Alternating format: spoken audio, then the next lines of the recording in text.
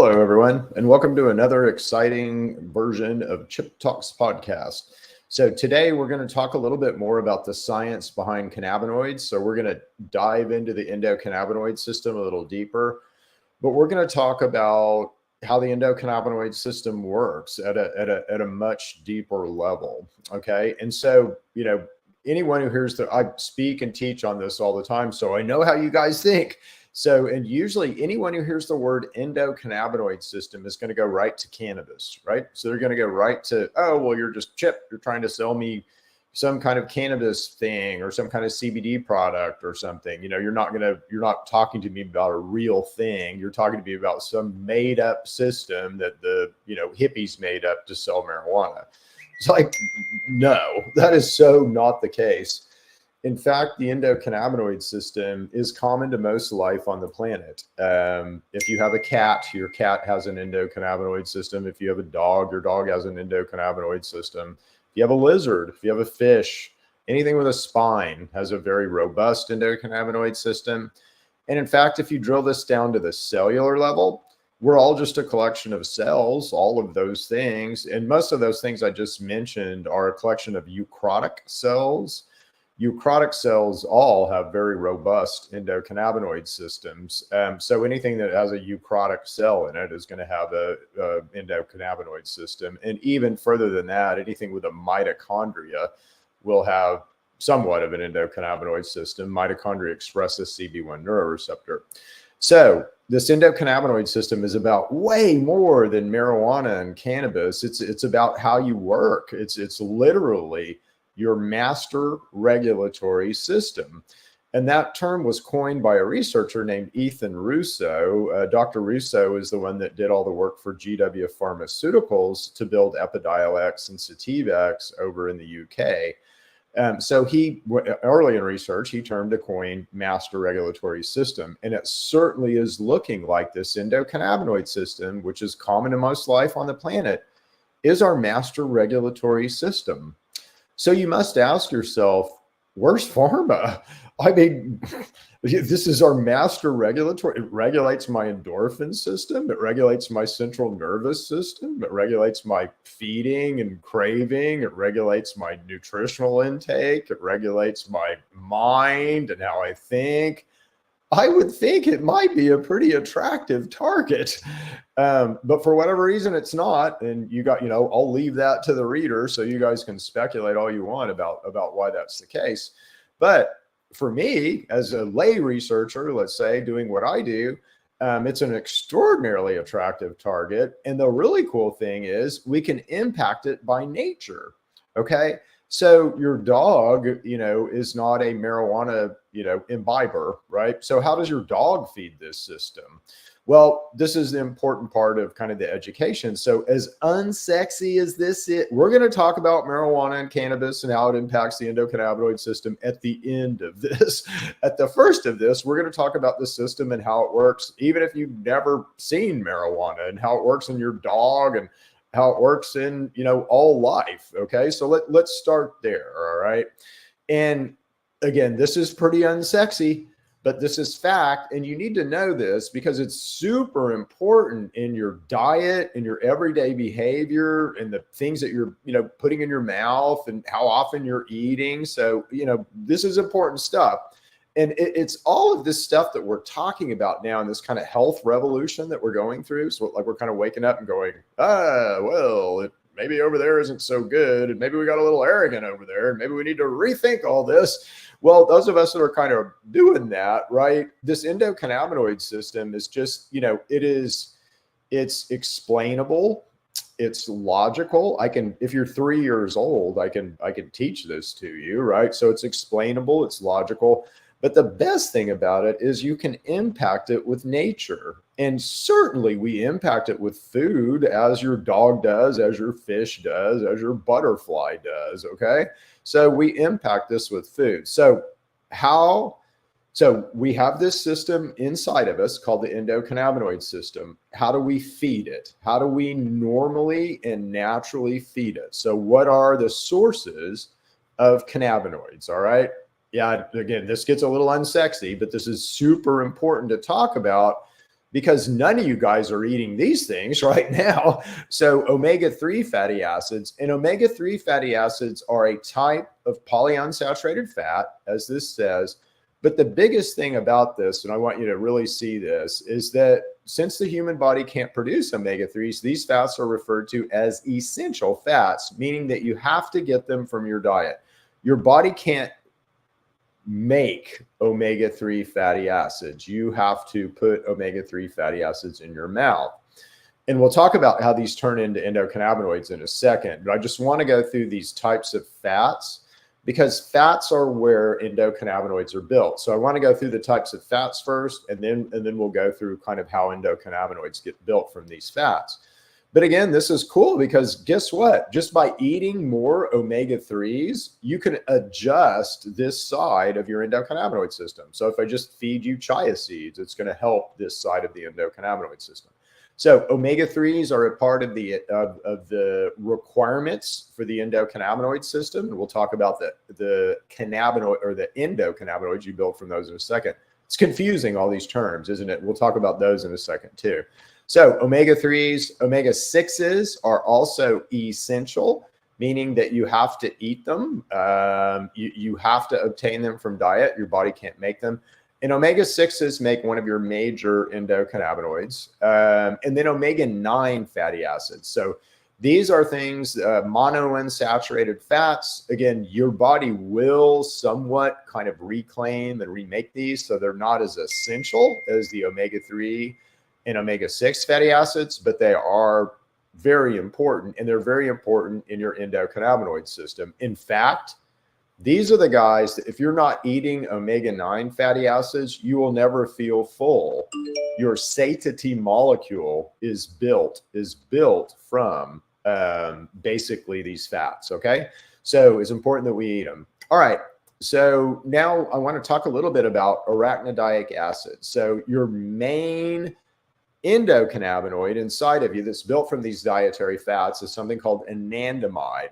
But anandamide is in this kind of situation with arachidonic acid. So there's this whole arachidonic acid is converted into anandamide. Anandamide is then broken down into something by Fa and is reconverted back to arachidonic acid. So there's this loop that goes around with arachidonic acid.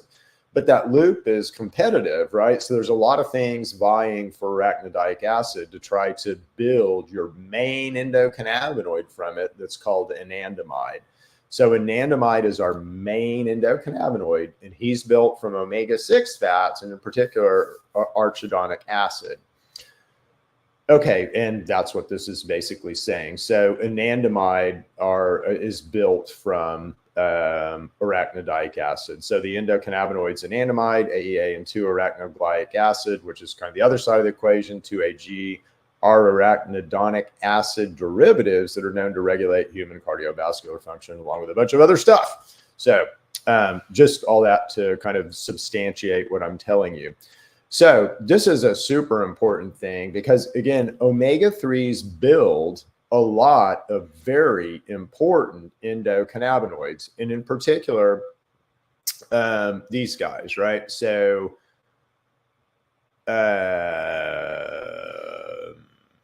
these guys actually down here. Sorry, I need to have all this pre-texted out. I want to be somewhat spontaneous in what I'm telling you. So these guys are the main guys, but you can pull this paper if you want. I'll put it in the link. But you have a bunch, let's say, of endocannabinoids that are built from omega-3 fatty acids. I would challenge you to say, where are you getting your omega-3 fatty acids right now? And if you don't know, then you're likely not eating them. And if you're not eating them, you aren't building these guys. EPA dopamine sounds pretty important, as does DHA dopamine, as does EPA serotonin, as does DHA serotonin, as does DHA, as does EPA, as does ALA. So all these guys are super important inside of us, and they're major, major molecules in how you're trying to run your body. So if you're not eating omega-3, and you hear me talk all the time about omega-3 and omega-6, like, Chip, shut up about omega-3 and omega-6. This is why I talk so much about it. Because if you're not eating omega-3s, you're neglecting this whole side of your master regulatory system. And I would argue that that's not a very good thing to do. So again, you build lots of you build lots of endocannabinoids from omega-3 fatty acids. You also build endocannabinoids from olive oil, from the stuff that's in olive oil called oleic acid. And in particular, you build something called OEA. He's oleoethanol amine, I believe is the way that you say him, but OEA. And he is your satiety molecule. Oleamide, you can also think of as your satiety molecule. Oh, well, here he is right here, oleoethanol amide. So he's your satiety molecule, and he's the guy that tells you when you're full. So oleic acid helps build basically the molecule that will tell you that you're full. Right now, we've got some extenuating circumstances, let's say in between these processes, some bugs, if you will. And that's why a lot of us suffer from obesity, is the bugs basically hijack our ability to build this satiety molecule from oleic acid, which is really cool. And that's a whole nother show that we'll, talk about at another time. But important thing here is that endocannabinoids come from dietary fats. Okay. So when your dog is feeding his endocannabinoid system, he's feeding it with dietary fats. If you only feed your dog meat, you're only feeding him saturated fat. Your dog needs the same chemical mediators that we need. So he needs, or she needs, omega-3, omega-6, and omega-9 fatty acids in order to build all the endocannabinoids that we need to run us. Okay, so here's how it gets really confusing and stuff. What is an endocannabinoid? Let's define that. So an endocannabinoid is something that your body makes. Your body makes endocannabinoids from dietary fats, okay? So those are endocannabinoids as far as definition. Cannabinoids, and this is what makes it confusing as all get out, cannabinoids come from marijuana, come from the marijuana plant. And phytocannabinoids come from other plants that will mimic your normal cannabinoids. So the purpose of understanding and kind of discovering and messing with cannabinoids and with phytocannabinoids is so that we can manipulate the endocannabinoid system by mimicking cannabinoids. That's confusing as all get out, isn't it? So endocannabinoids are inside of you. Without the endo, the cannabinoids come from the marijuana plant, and phytocannabinoids come from things like kava or black pepper, or, there's a lot of sources of phytocannabinoids, let's say. Okay, so those are the classifications of things. Well, inside your body, you've got these neuroreceptors, okay? And so all of this stuff, these cannabinoids and endocannabinoids and phytocannabinoids, matter because they have action at these neuroreceptors. Okay. So these neuroreceptors, and there's a bunch of them, so I won't get real complicated with them. Again, CB1 and CB2 are what most of us understand. So we'll talk about those, and we'll kind of talk about what those do and then what impacts those. There's a bunch of other ones. So GPR119 is something that participates in how you produce GLP-1, which is helps you feel full. It's the thing that Ozempic is trying to do, right? GPR55 is one. GPR120 is one. There's a whole bunch of endocannabinoid receptors, okay? All 9 of these things that you build from omega-3 fatty acids go to different places, like in your brain mainly, and they'll hit different receptor systems, but mainly they're playing in the endocannabinoid system. So, but CB1 and CB2 are the most important and, let's say, most expressed. Yeah, I guess I could say that. Always want to be scientifically accurate. Are the most expressed receptors in our body.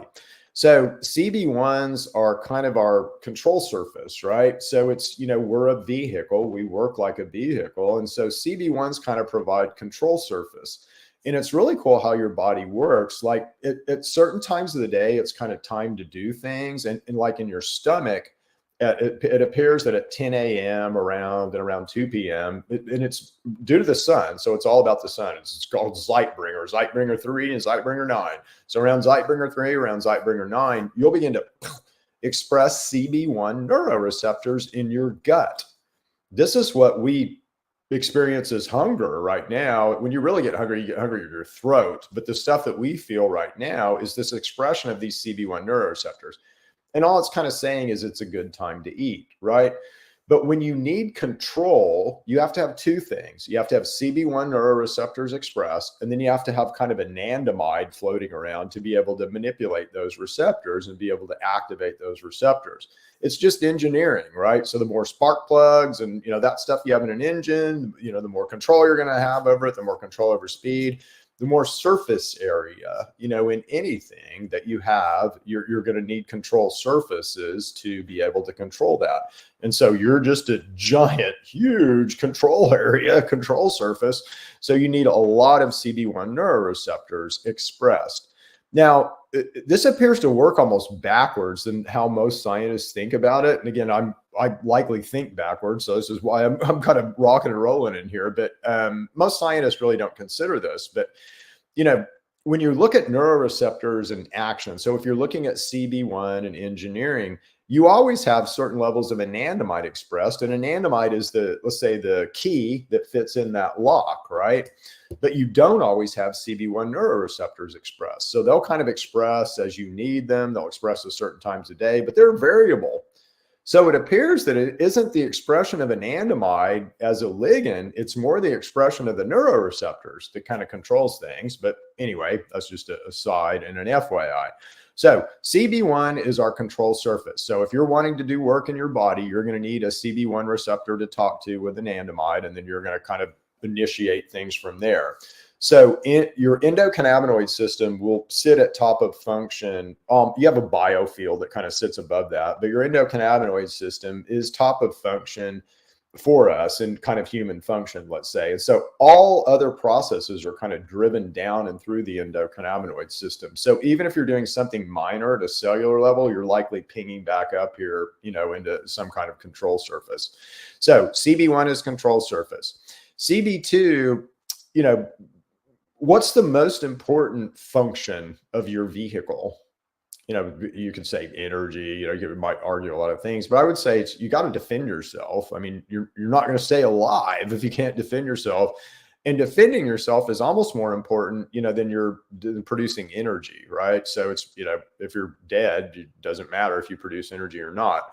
So defending yourself is super important. And as we've evolved, let's say up from lower life forms, we've developed a very robust immune system. And I mean, our immune system is robust. There is a lot to it. It's complicated.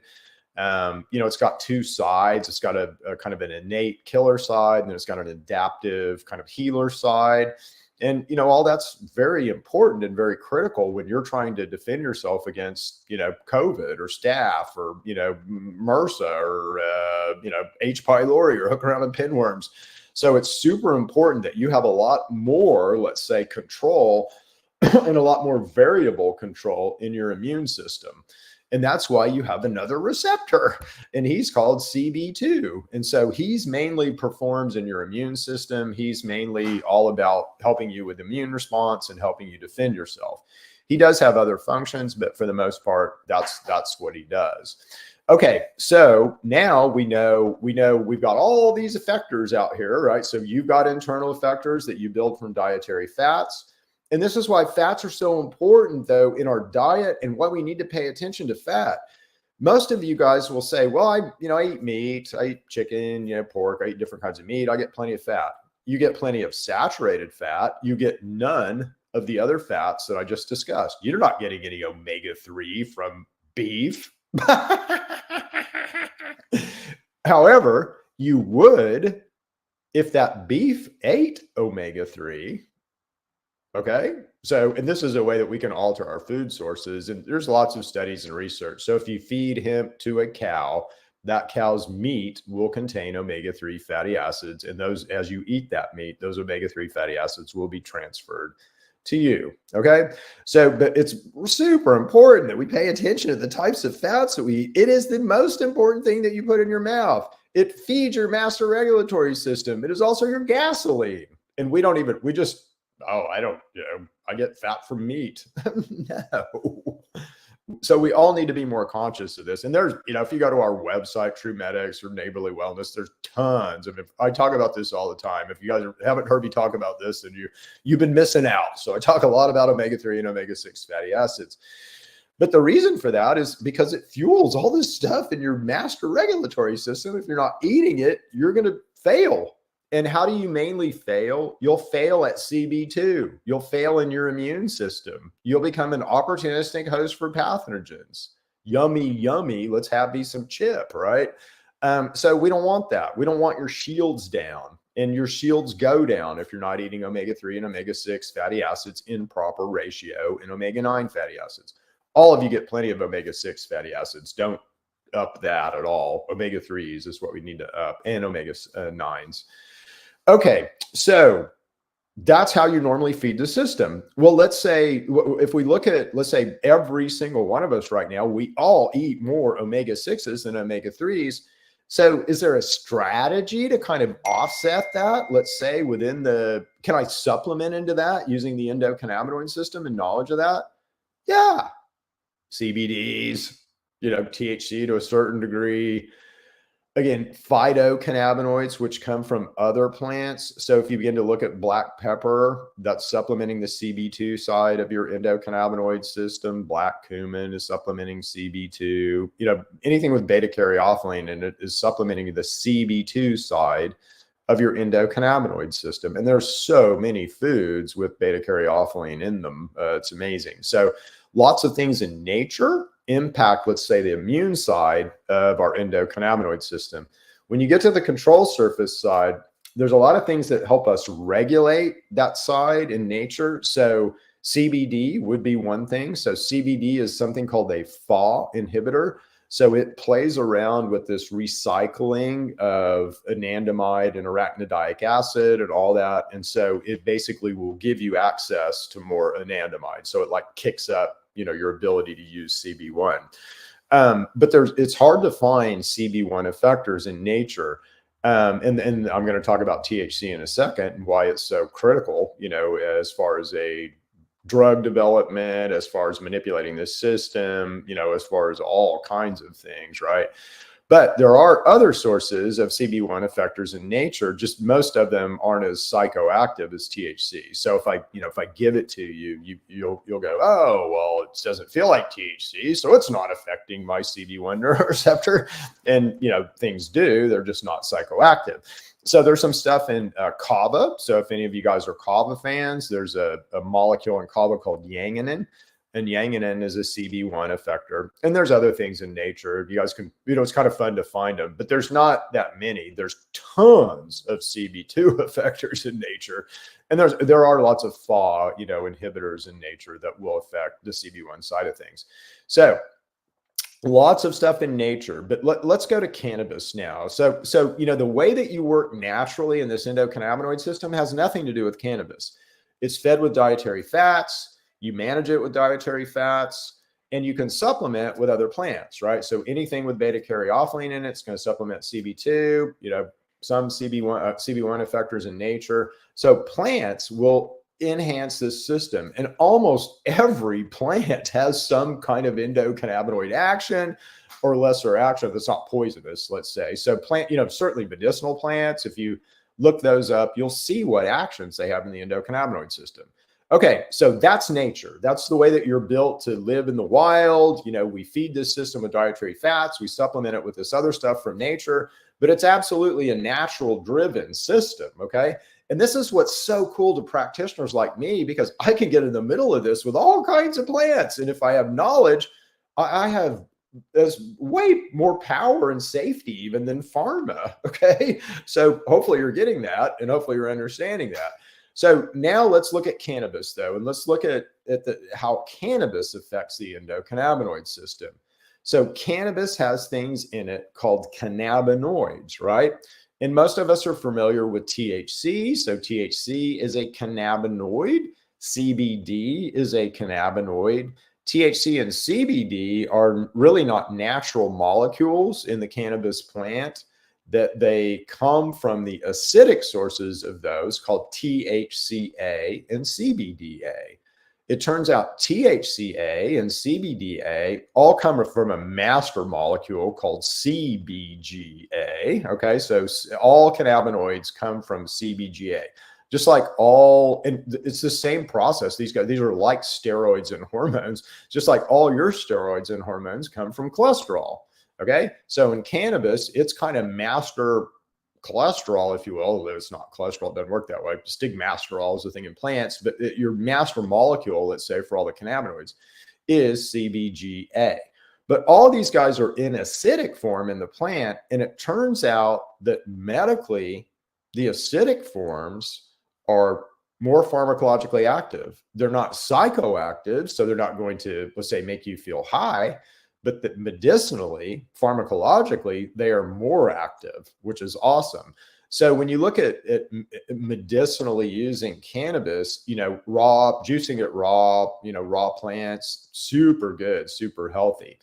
Now, if you have a particular condition, and this is where we get into more pharmaceuticals, really, a pharmacist would tell you that this is the way that they think. So let's say you have someone who's super depressed. And again, why are they depressed? Likely because they're disbalanced omega-3, omega-6. It's messed up their gut biome, and they're kind of stuck. That's the why.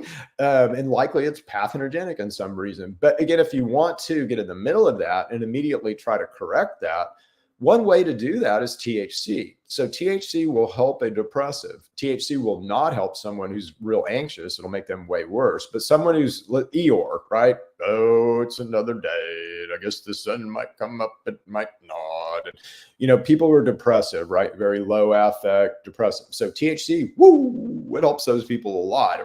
It changes their life, honestly. So THC is a very good individual supplement for certain things. And it's a very powerful impactor of our CB1 neuroreceptor. So it's a way to kind of get in the middle of anandamide CB1, let's say, action. So I can kick up, let's say, the abilities of certain things by using THC. Now, THC also has this is a big secret.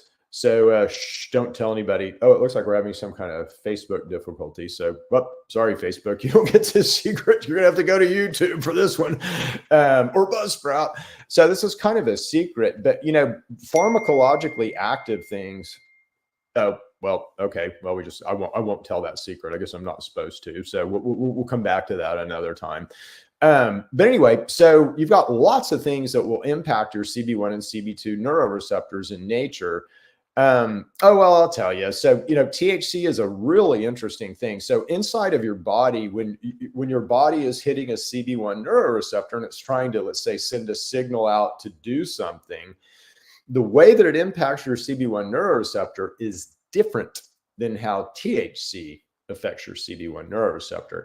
THC is very cellular specific. So you don't create a lot of cascade when you're using THC. You create a lot of very individual cell specific action. When you're using your native thing that's built again from omega-6 fatty acid called anandamide, you create these signal cascades. So when I hit one cell, I hit a bunch of them. But with THC, I kind of got to go cell by cell by cell, which is useful. When you look at drug development, things like that, that's extraordinarily impactful and useful. So THC will directly impact the CB1 neuroreceptor, and that's very powerful. If you want to look at what impacts CB2, again, lots of things in nature. And again, your native ligand there is something called 2-AG, 2-arachidoniol. And again, he's an arachidonic acid derivative that comes from omega-6 fatty acid. So you have a natural way to run this system. You do that every day. You do that by how you eat. You do that by the things that you put in your mouth. And we all need to get way, way, way more intentional about that stuff. Most human problems come from, ourselves, right? So we kind of put the gun to our own head and pull the trigger by our diet. So we need to get a lot more conscious about our diet because it feeds this endocannabinoid system, which is our master regulators. We're pretty conscious about the type of gas we put in our car. I mean, I'm not going to go put a bunch of, sugary gas in my car because it's easier. I'm going to go, I'm going to likely shop for the best price.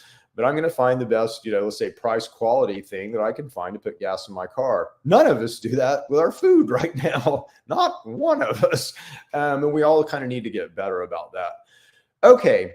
So where's this headed? Well, gosh, if I knew everything about my vehicle that's sitting out there in the parking lot, and I could optimize every aspect of that vehicle, I'd have one badass vehicle. Well, that's what I'm telling you that we can do as we learn this stuff, as we begin to research further, deeper. We can begin to further understand this vehicle, and we can optimize this vehicle. And we're so far from that now. I mean, we're in the toilet. We're as much in the sewer and the muck as we possibly can be. And we're, naive and ignorant and kind of in the dark. So hopefully I'm giving you guys a little bit of flashlight, because we need to get out of that. And we need to get out of that for our own good, for our kids' good. There's so much upside in what you are and who you are. Some of it's woohoo, watch some other chip talks, but there's so much upside in our, let's say, human potential and human function. In our arrogance as men, we think we've figured this all out, and we so haven't. There's so much cool stuff that's going to be coming. But anyway, it won't come unless people like you kind of join me on this journey. Help us, promote us, buy our product. That's the best way you can kind of help us, but also amplify what I'm telling you. Go figure, surely Chip's telling me wrong stuff. Strip the bark off of it. Prove me wrong. Stand on my shoulders, develop stuff that I'm not doing. That's what we need to do. We all need to do this, and we all need to do this for the benefit of man, not for the benefit of our pocketbook. Okay. So there you go. More about the endocannabinoid system. And we'll continue this deep dive. And again, if you wanted a deeper dive on 0306 and, that balance, I've done a lot of videos about that. So just go out to Chip Talks podcast.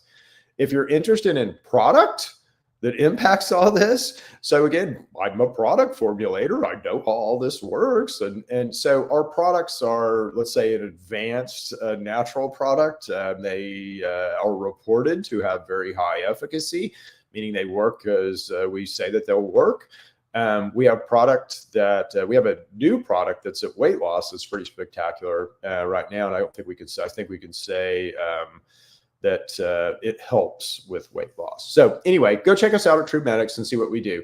And we'll see you back next week for another and like and follow. I know I got to say all that kind of stuff. I'm horrible at promoting myself. So like and follow, share this stuff, do all the stuff that those folks say. But anyway, see you guys next week. We'll be back with another exciting version of Chip Talks podcast. See you guys. Bye.